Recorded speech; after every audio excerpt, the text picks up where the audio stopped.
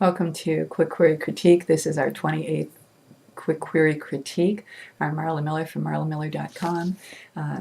And gosh, there's so much that's been going on at the website. I sure hope that you're taking a little time every week to make sure that you spend some time there, because there's an awful lot to learn from marlamiller.com. And one of the things is that we just launched a blog radio talk show called Marketing Our Muse, Every Writer's Challenge, and my first guest was Catherine Ryan Hyde.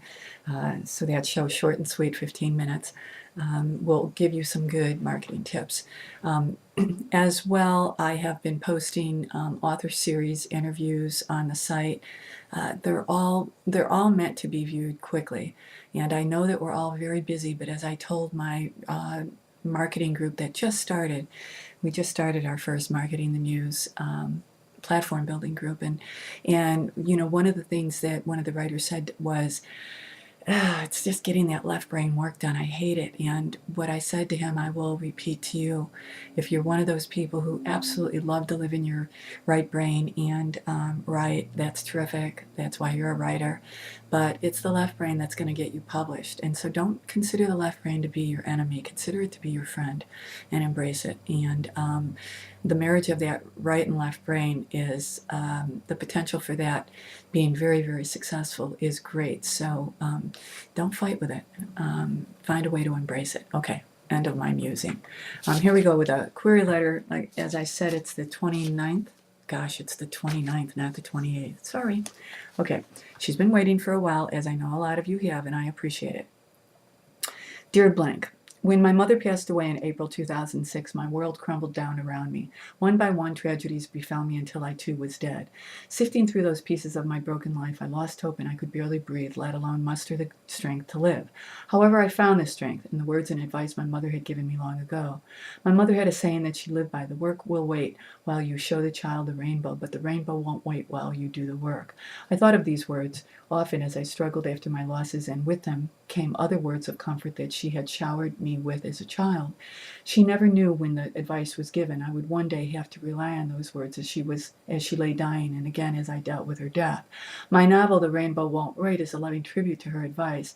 In this 25,000 plus memoir, you will find comfort, healing, and one of the main reasons why I am alive and thriving today. It also recounts the heartache and day-to-day struggle of caring for a dying parent, and how an obstinate daughter found the maturity to come to terms with her mother's illness and finally make peace with her in those final months. As for me, I have been a feature writer and columnist for the past 10 years for blank.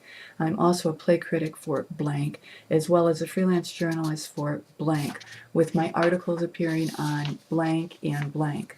I am also the author of Puncture, a vampire novel which was published in 2004, and the short story blank, which was published in an anthology blank in 2005. Thank you for your time and consideration. Okay. So I left all of her credits blank because I really want to keep these letters as anonymous as possible, mostly because of critiques that I'm offering that you know, not all of them are fabulous, and not all of them authors want to hear. You know, I call it tough love.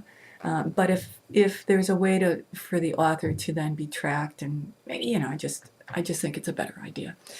So you don't submit your query letter to marlamiller.com if you want promotion for your work as an author, because I'm just going to blank all of the links that you have been published to, or books that you have written, or etc. Okay, so having said that, what do I think of this? Well, I guess the reason why, or at least one of the reasons why, I made a point of talking about blanking her credentials is simply for this reason. Where's the letter? She says that her novel, right? That her mother's death was inspiration for a novel that she wrote. Okay. And that's in the, I guess it's the second paragraph. At any rate, the third paragraph. My novel, The Rainbow Won't Wait, is a loving tribute to her. Okay. And then in the very next sentence, she says, in this 25,000 word memoir. Okay. So Novel is fiction. Memoir is narrative nonfiction. Can't be both. Number one. Number two, 25,000 words is very short, so that would not be a novel, that would be a novella. If it was a novella, but it sounds more like a memoir. Okay, number two. Let's see. I don't have, I don't have a problem with the writer's writing. Their writing is fine. The narrative line is nice and tight, flows. However, I don't know here what is going to fill a novella or a memoir. This is a story that's very, very familiar to agents, because an awful lot of us write about our mother's deaths. A lot of writers write about their mom's deaths. So the competition for your story to pop above the noise is fierce, and it has to be phenomenal in order for it to pop above the noise. And at this point, I don't see this as a story so much as I see it perhaps as a short little book of wonderful sayings, mother knows best sayings, because that's really how this reads. And I don't know if she has enough of sayings from her mom to perhaps craft a book like this, or if she ever thought of creating a book that is filled with mother knows best sayings. I don't know. But at this point, I don't really know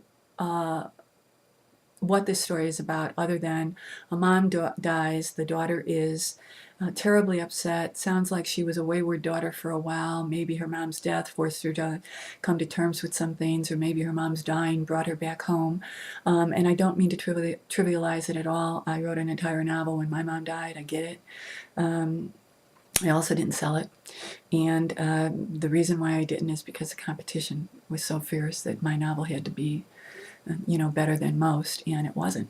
So this isn't good news for this author, but I would first encourage her to decide whether this is a novel. If it is, look at the word count. If it's a novella or a memoir, let us know what that is up front, because if this writer has as many credits as she then says, lists in the final two paragraphs, when she pitches this to an agent and she puts novel in the first sentence and memoir in the second, the agent's going to say, how experienced is this writer? Because an experienced writer knows the difference. That's it for this quick query critique number 29, I think. If it isn't, it's 28 and it's on the site. I'm Marla Miller from marlamiller.com. Send your query letters.